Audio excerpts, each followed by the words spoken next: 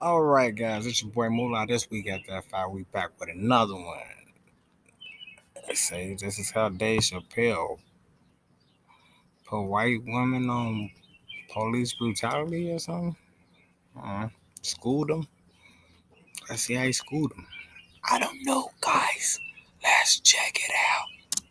For Comedy Hype News, I'm Dom Smith. What up, Don? If you've been on social media, watching the news, or out in the streets protesting, you would know there's a large amount of noise surrounding police injustice.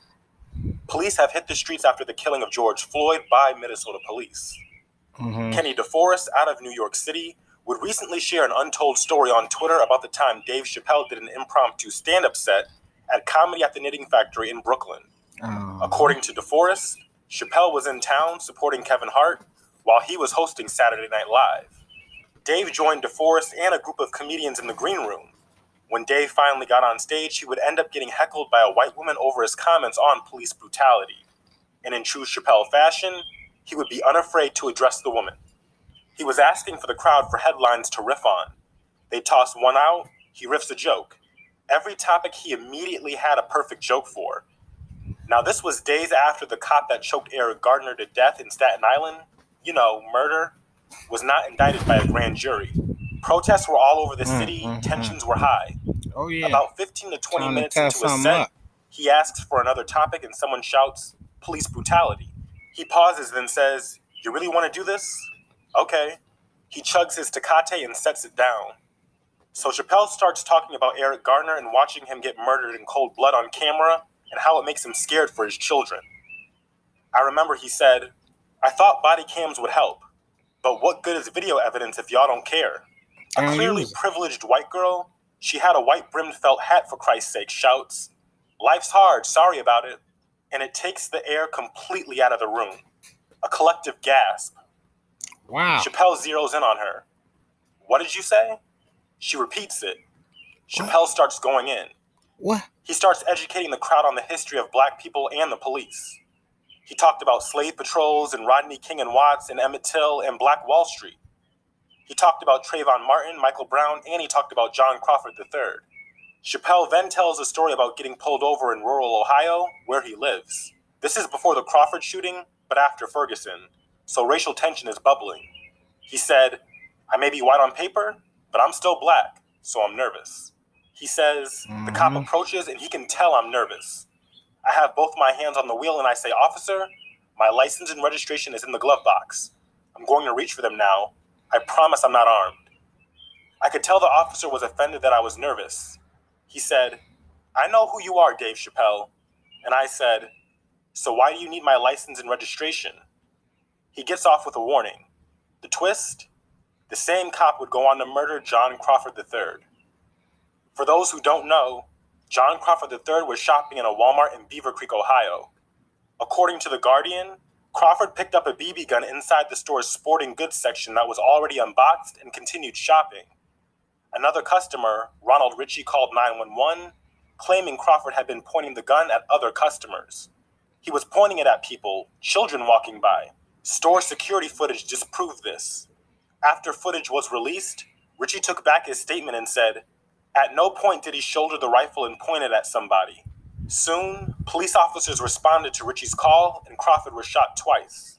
There are conflicting reports on whether the officer What? told Crawford to put the gun down before they shot. Chappelle's takeaway? Don't matter. I shouldn't have to be Dave Chappelle to survive police encounters. He goes on to explain that one of his best friends is South African. He said, "I asked him what it was like in South Africa right before apartheid ended, and he said it was chaos in the streets. There were riots and car bombs, etc., but the amount of people caring hit critical mass, and there was nothing they could do to stop it. The people had momentum and apartheid ended. Critical mass.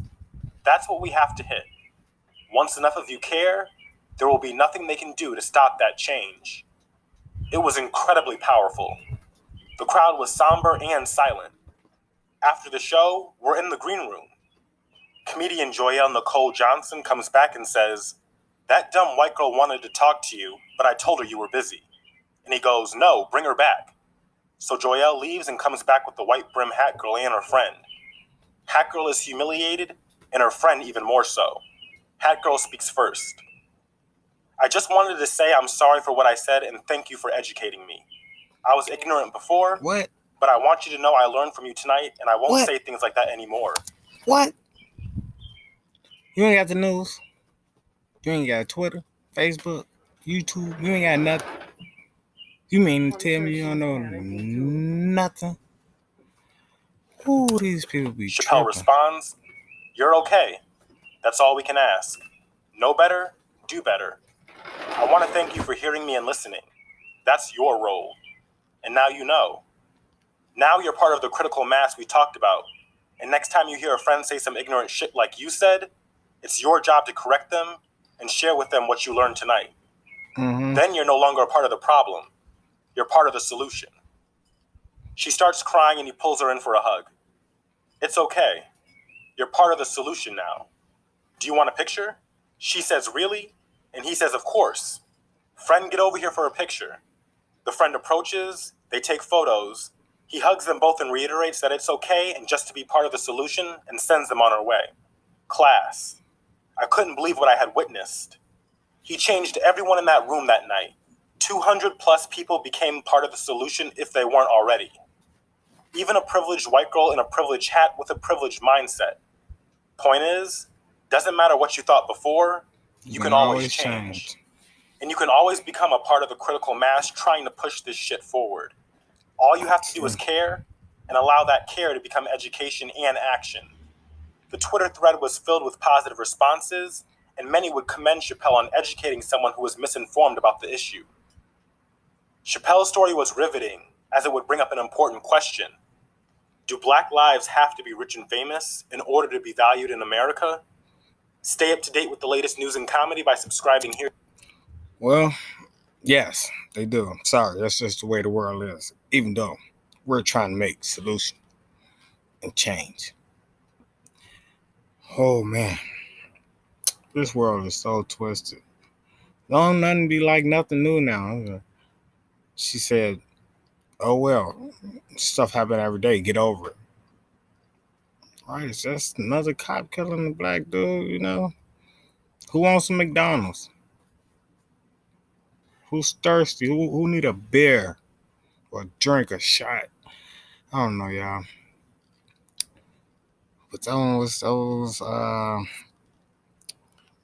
maybe because he was Dave Chappelle and they listened because they paid for his ticket, so they listened to something he had to say. Well, if it was a regular black dude trying to tell him, maybe regular black dudes did try to tell him. They just didn't listen because they weren't no celebrity.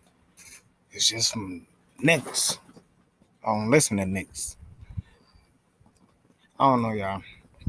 I don't know. Y'all help me out. But this your boy Mullah. This week got that 5. I'm gonna be back with another one. And I'm out of here.